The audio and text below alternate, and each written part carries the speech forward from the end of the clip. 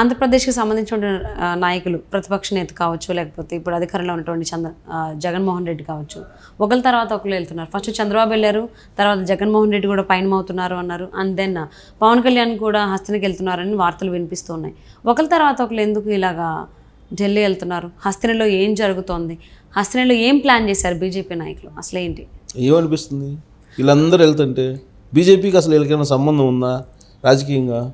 అసలు ఎందుకు వెళ్తున్నారు? పోనీ బీజేపీ ఏమన్నా ఆంధ్రప్రదేశ్లో బలమైనటువంటి పార్టీయా?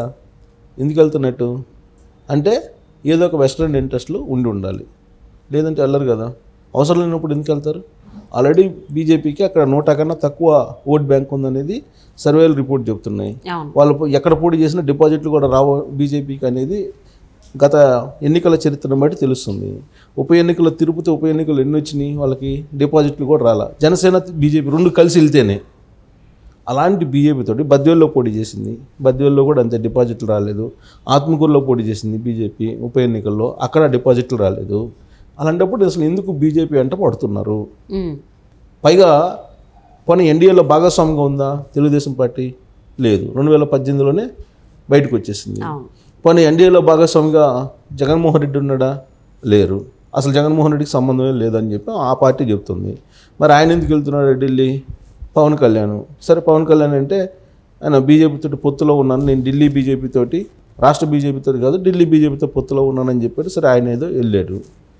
ఆయన ఎన్డీఏ సమావేశానికి కూడా ఆ మధ్యకాలంలో పవన్ కళ్యాణ్ వెళ్ళారు. సరే, ఆయన ఏదో బీజేపీతో కలిసి ఉన్నారు కాబట్టి ఆయన వెళ్ళాడు అనుకుందాం. వీళ్ళిద్దరు ఎందుకు వెళ్ళినట్టు అని అంటే రాబోయేటువంటి 2024 ఎన్నికల్లో పొత్తు కోసం చంద్రబాబు నాయుడు వెళ్ళారు అనేది. కొన్ని చంద్రబాబు నాయుడిని బీజేపీ వాళ్ళు పిలిచారా లేదా చంద్రబాబు నాయుడు వెళ్ళారని అంటే బీజేపీ వాళ్ళే పిలిచారనేది ఆంధ్రప్రదేశ్కి సంబంధించినటువంటి తెలుగుదేశం పార్టీ అధ్యక్షుడు అచ్చెన్నాయుడు చెప్తున్నారు.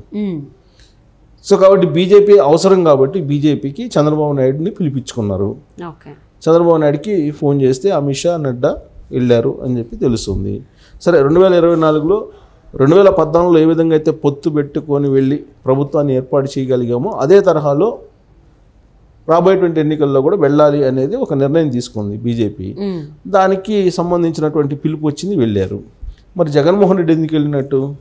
జగన్మోహన్ రెడ్డి ఏమన్నా పిలిచారా అని అంటే పిలవలా. మరి ఆయన ఎందుకు వెళ్తున్నట్టు అని అంటే ఇది బీజేపీ యొక్క గేమ్. ఒకవైపు బూచిగా జగన్మోహన్ రెడ్డిని చూపించాలి, ఇంకొక వైపు చంద్రబాబు నాయుడిని తమ వైపు తిప్పుకోవాలి. చంద్రబాబు నాయుడు తమ వైపు తిప్పుకోవాలంటే ఈ బూచి జగన్మోహన్ రెడ్డి అనే బూచి అవసరం బీజేపీకి. అందుకే జగన్మోహన్ రెడ్డిని చూపించి వాళ్ళు గేమ్ ఆడుతూ ఉన్నారు. ఎందుకు గేమ్ ఆడుతూ ఉన్నారంటే వాళ్ళు డిమాండ్ చేసేది ఏంటంటే ఎక్కువ సీట్లు తీసుకునేటువంటి డిమాండ్ చేస్తూ ఉంటారు. ప్రత్యేకించి ఎంపీ సీట్లు ఎక్కువ తీసుకోవాలనేది బీజేపీ యొక్క లక్ష్యం. అలాగే అసెంబ్లీ సీట్లు కూడా. సో అసెంబ్లీ సీట్లు కన్నా కూడా ఎంపీ సీట్లు ఎక్కువ కావాలనేది బీజేపీ యొక్క లక్ష్యం. సో చంద్రబాబు నాయుడు బెండ్ కావట్లేదు. ఈవెన్ రాజమండ్రి సెంట్రల్ జైల్లో ఉన్నప్పుడే ఆయన ప్రపోజల్ వచ్చింది, అప్పుడే ఆయన బెండ్ కాలేదు అని చెప్పేసి అంటూ ఉంటారు తెలుగుదేశం పార్టీలో. అలాంటి ఇప్పుడు అసలు ఎందుకంటారు? ఆల్మోస్ట్ 53 రోజులు జైలు జీవితం గడిపొచ్చినటువంటి చంద్రబాబు నాయుడు ఇప్పుడు బీజేపీకి బెండ్ అవుతారా? బెండ్ అయ్యేటువంటి ప్రసక్తే లేదు. సో ఆయన బీజేపీకి ఎంత బలం ఉందో అంతవరకే ఇస్తారు. సో 2014లో ఎన్ని ఇచ్చారు ఎంపీ సీట్లు?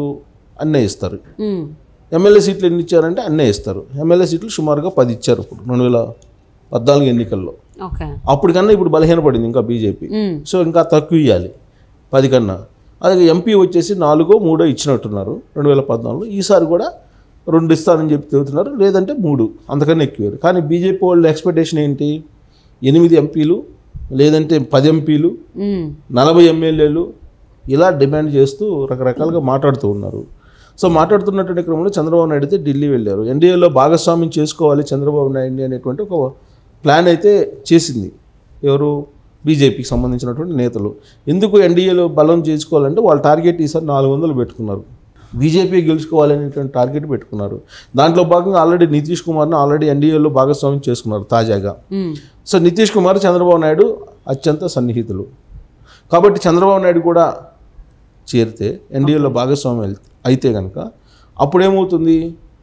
బలపడుతుంది. సో సౌత్ నార్త్ అనేటువంటి ఫీలింగ్ కూడా లేకుండా అక్కడ ఒక బలమైన నాయకుడు ఎన్డీఏలో భాగస్వామిగా ఉంటారు నితీష్, ఇక్కడ నుంచి చంద్రబాబు నాయుడు భాగస్వామిగా ఉంటారు. అది దేశవ్యాప్తంగా కూడా ఒక బలమైనటువంటి స్లోగన్గా బీజేపీకి పనికొస్తుంది. సో కాబట్టి చంద్రబాబు నాయుడిని ఎలాగైనా సరే ఎన్డీఏలో భాగస్వామ్యం చేసుకోవాలని ఒక ప్లాన్ చేస్తుంది బీజేపీ. సో ఇక్కడ చంద్రబాబు నాయుడు కూడా అవసరం కొంత ఉంది. ఏం అవసరం ఉందంటే రాబోయేటువంటి ఎన్నికల్లో ఇక్కడ బీజేపీ సహకారం ఉంటే కనుక జగన్మోహన్ రెడ్డి చెలరేగిపోకుండా ఉంటారు. వ్యవస్థలను ఇప్పటికే తమ వైపు తిప్పుకున్నారు, వ్యవస్థలన్నింటినీ నిర్వీర్యం చేశారు, ప్రైవేట్ సైన్యంలాగా కొన్ని వ్యవస్థలను మార్చుకున్నారు అనేది తెలుగుదేశం పార్టీ యొక్క అభిప్రాయం జగన్మోహన్ రెడ్డి మీద. సో జగన్మోహన్ రెడ్డి ఆట కట్టించాలంటే కేంద్రం యొక్క సహకారం అవసరం అనేది చంద్రబాబు నాయుడు యొక్క అభిప్రాయం, ఆలోచన. సో దానికి గాను ఆయన కూడా ఎన్డీఏలో భాగస్వామి కావడానికి ఇష్టపడుతున్నారు. అయితే అట్ ద సేమ్ టైం ఏంటంటే సీట్ల విషయంలో మాత్రం కొంత అభిప్రాయ భేదాలు ఉన్నాయి. సో అభిప్రాయ భేదాలు ఉన్నటువంటి క్రమంలో పవన్ కళ్యాణ్ కూడా ఢిల్లీకి పిలిపించుకున్నారు. సో పవన్ కళ్యాణ్ చంద్రబాబు నాయుడుతో ఇద్దరితో మాట్లాడిన తర్వాత అఫీషియల్గా వాళ్ళు ఢిల్లీ నుంచి ఒక ప్రకటన చేసేటువంటి అవకాశం ఉంది. ఈ లోపుగానే జగన్మోహన్ రెడ్డి ఢిల్లీ వెళ్ళారు. ఢిల్లీ వెళ్ళి మోడీని కలుస్తున్నారు. వీళ్ళేమో అమిత్ షా, నడ్డా దగ్గర రాజకీయపరమైనటువంటి కసరత్తు చేస్తుంటే అటువైపు నుంచి నరేంద్ర మోడీ జగన్మోహన్ రెడ్డికి అపాయింట్మెంట్ ఇచ్చారు. అంటే దాని అర్థం ఏంది, జగన్మోహన్ రెడ్డితో కూడా మేము ఉన్నాము, మీరు ఇమీడియట్గా మేము చెప్పిన దానికి వినండి, మేము చెప్పినటువంటి సీట్లు ఏదైతే ఉందో ఆ సీట్లు ఇచ్చేది, లేదంటే జగన్మోహన్ రెడ్డి సపోర్ట్ చేస్తామని సంకేతాలు పంపించడానికి జగన్మోహన్ రెడ్డిని కూడా ఢిల్లీకి రమ్మని చెప్పి అపాయింట్మెంట్ ఇచ్చారు. వాళ్ళు పిలిపించాలి, ఈయన వెళ్ళారు.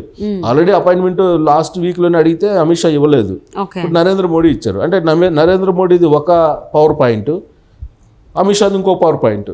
ఈ రెండు పవర్ పాయింట్లు ఏం చేస్తున్నాయి, ఆంధ్రప్రదేశ్లో ఉండేటువంటి అన్ని పార్టీలని తమ వైపు తిప్పుకున్నాయి. ఇప్పుడు అసలు ఆ మూడు పార్టీలకి అధిష్టానం ఎవరయ్యా అంటే బీజేపీ అన్నట్టుగా ఉంది. సో అది బీజేపీ యొక్క పద్మవ్యూహం. సో బీజేపీ పద్మవ్యూహంలో పడితే ఇంకా ప్రాంతీయ పార్టీలు అనేవి బయటకు వచ్చేటువంటి ప్రసక్తి లేదని చెప్పి తాజాగా జరిగినటువంటి అంశాలు చాలా ఉన్నాయి. మహారాష్ట్రలో కానీ లేదా తమిళనాడులో కానీ చాలా అంశాలు ఉన్నాయి. మహారాష్ట్రలో ఏమైందో మనం చూసాం. సో మహారాష్ట్రలో శివసేన పార్టీని 3 ముక్కలు చేసేసింది, అలాగే ఎన్సీపీని కూడా అదే పని చేసింది. సో కాబట్టి ప్రాంతీయ పార్టీలు ఏవైతే ఉన్నాయో వాటిని నిర్వీర్యం చేసేటువంటి క్రమంలో బీజేపీ ఎప్పుడు కూడా అడుగులు వేస్తూ ఉంటుంది. ఆ కోవలోకి, ఆ ఘాట్లోకి, లేదంటే వాళ్ళ వరలోకి తెలిసో లేదా తెలియకో 3 పార్టీలు వెళ్ళిపోయాయి. వైసీపీ, తెలుగుదేశం పార్టీ, జనసేన 3 వెళ్ళిపోయాయి. అంటే ఆల్రెడీ బీజేపీతో కలిసే ఉంది వైఎస్ఆర్సీపీ అని మనకు మొదటి నుంచి మనం వింటూనే ఉన్నాం కదా చాలా రోజుల నుంచి. సో అంటే ఇప్పుడు బీజేపీ మాయలో ఇటు టీడీపీ అలాగే జనసేన ఈ 2 పార్టీలు కూడా ఉన్నాయని చెప్పేసి అనుకోవచ్చా? ఉన్నాయి, ఆల్మోస్ట్ అన్నీ ఉన్నాయి కదా. కొన్ని ప్రత్యక్షంగా ఉన్నాయి, కొన్ని పరోక్షంగా ఉన్నాయి. ఓకే, ప్రత్యక్షంగానేమో జనసేన ఉంది 2019 తర్వాత. అప్పటి వరకు ఆయన చేగువీర అన్నాడు. ఆ తర్వాత 2019 ఎన్నికల తర్వాత జై మోడీ అన్నారు పవన్ కళ్యాణ్. ఇప్పుడు ఈ బీజేపీకి దూరంగా బీజేపీ మీద ఫైట్ చేసినట్టు తెలుగుదేశం పార్టీ నానా రకాల ఇబ్బంది పడుతూ ఇప్పుడు అది కూడా బీజేపీ జై అంది. ఇంకా అసలు మొదటి నుంచి కూడా పరోక్షంగా మోడీతోటి కలిసి ప్రయాణం సాగిస్తున్నాడు జగన్మోహన్ రెడ్డి. అంటే 3 పార్టీలు కూడా బీజేపీ వరలో ఇమిడిపోయాయి, బీజేపీ వరలో ఉన్నాయి. సో బీజేపీ వాళ్ళు తన కబంధ హస్తాల్లోకి లాక్కున్నారు 3 పార్టీలని. సో ఆ కబంధ హస్తాల నుంచి బయటపడేటువంటి పార్టీ ఏది ఉందో అదే ఆంధ్రప్రదేశ్లో నిలబడుతుంది. మిగిలినటువంటి 2 పార్టీలు క్లోజ్. సో ఏ పార్టీ బయటకు వస్తుంది అనేది చూడాలి. ఇప్పుడు కబంధ హస్తాల్లో అయితే 3 పార్టీలు వెళ్ళిపోయాయి కబంధ హస్తాల్లోకి. సో కబంధ హస్తాల్లోకి వెళ్ళినట్టు అంటే పద్మవ్యూహం అనుకోవచ్చు. బీజేపీ రచించినటువంటి పద్మవ్యూహంలోకి 3 పార్టీలు వెళ్ళిపోయాయి. సో ఆ 3 పార్టీల్లో ఎవరు బయటకు వస్తారనేది చూడాలి. ఇప్పుడు బయట పద్మవ్యూహంలోకి వెళ్ళిపోయింది, పద్మవ్యూహం నుంచి బయటికి వచ్చేటువంటి సూత్రం ఎవరికి తెలిసి ఉంటుంది అని అంటే చంద్రబాబు నాయుడు తప్ప మిగతా వాళ్ళకి అంత అవగాహన ఉండకపోవచ్చు, సీనియారిటీ లేదు కాబట్టి. ఏంటంటే ఇంతకు ముందు కూడా ఆయన బీజేపీతో పొత్తులునే ఉన్నారు కదా 2014 ఎన్నికల టైం. అవును, 14 నుంచి 18 వరకు ఉన్నారు, 18లో బయటకు వచ్చేసారు.